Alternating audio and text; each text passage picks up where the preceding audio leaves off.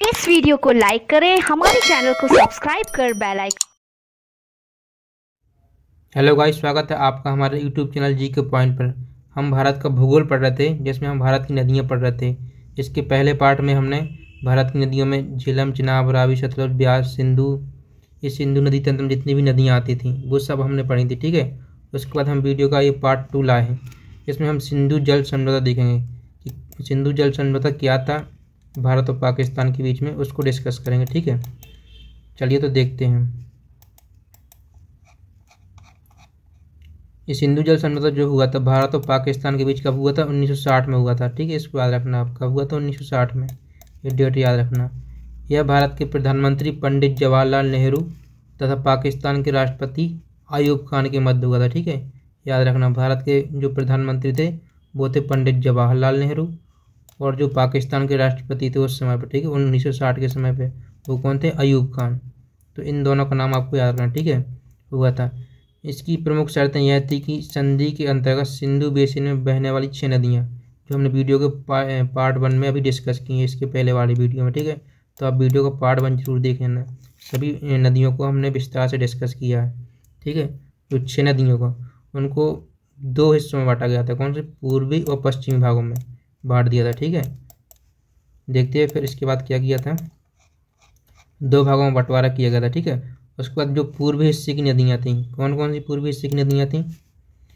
रावी, सतलज और ब्यास। ये कौन सी थी? पूर्वी हिस्से की नदियाँ थीं, याद रखना। ठीक है, पूर्वी हिस्से की नदियाँ कौन कौन थी? रावी, सतलज और ब्यास। ठीक है, पर भारत का पूर्ण नियंत्रण था। इनकी ये जो 3 नदियाँ थीं, ठीक है, रावी, सतलज और ब्यास, इन पर क्या था? भारत का पूर्ण नियंत्रण था। यानी भारत इस नदियों का पानी कहीं भी लिया जा सकता है, कहीं भी मोड़ सकता है। ठीक है, तो ये थी।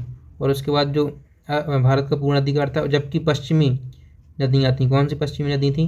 सिंधु, झेलम और चिनाब। पानी का भारत सीमित उपयोग करेगा। यानी कि जो सिंधु, झेलम और चिनाब नदी थी, इन नदियों का पानी है जो भारत क्या करता था? सीमित उपयोग करता था। यानी कि उसका पूर्णतः उपयोग नहीं करता, ना उसके पूर्ण नियंत्रण में था। ठीक है, तो आप इसको याद रखना है। ये जो 6 नदियाँ थीं, इन 6 नदियों में से जो रावी, सतलज और ब्यास हैं, इन पर क्या था? भारत का पूर्ण नियंत्रण था। और जो सिंधु, झेलम और चिनाब, ये नदियाँ थी, इन पर भारत का क्या था? सीमित नियंत्रण था, सीमित उपयोग कर सकता था। ठीक है, आगे देखते हैं। इस संधि के अनुसार भारत पश्चिमी नदियों का 20% पानी ही उपयोग कर सकता है। यानी जो भारत की जो अभी बंटवारा हुआ था, उसमें जो पश्चिमी नदियाँ थीं, उनका कितना भारत प्रयोग कर सकता था? 20% पानी प्रयोग करता था। ठीक है, उसके बाद जो करता था, इसके अंतर्गत पाकिस्तान को 80.5% वार्षिक जल दिया जाता था। यानी कि जो 20% के अलावा जो पानी बचता था वो क्या करते थे? वो पाकिस्तान को देते थे। ठीक है, तो मैं आपको ये नदियों का मैप बताता हूँ कि ये नदियाँ कहाँ हैं और कैसे, कौन सी पूरब, कौन सी पश्चिम। ठीक है, ये मैप दिया। ठीक है, इधर देखते हैं। ये मैप है, इसमें क्या है देखिए, ये है ना सिंधु, झेलम और चिनाब। इसको क्या बोला है? इसको बोला है पश्चिमी नदियाँ। और जो ये रावी, सतलुज और ब्यास, वही है पूर्वी नदियाँ। इनकी जो ये 3 नदियाँ हैं, इनका क्या कर सकता था भारत? पूर्णतः प्रयोग करता था, इसका पूरा उपयोग कर सकता था इस पानी का। ठीक है, बल्कि जो इधर था सिंधु, झेलम, चिनाब, इससे कितना 20% यूज कर सकता है इस पानी का।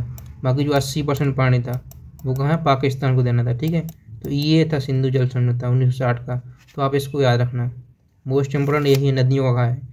ये 6 नदियाँ कौन सी पूरब में, कौन सी पश्चिम में, आप बस इसी को याद रखना। ठीक है, चलो तो ये इतना ही था आज के लिए। अब हम जो वीडियो का पार्ट 3 लाएंगे, गंगा नदी तंत्र।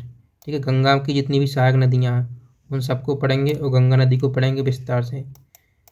चलिए तो आज के लिए इतना ही। उम्मीद है आपको वीडियो पसंद आई होगी। अगर वीडियो पसंद आ रही है तो चैनल को लाइक, शेयर, सब्सक्राइब जरूर कीजिएगा। मिलते हैं अगले वीडियो में। धन्यवाद।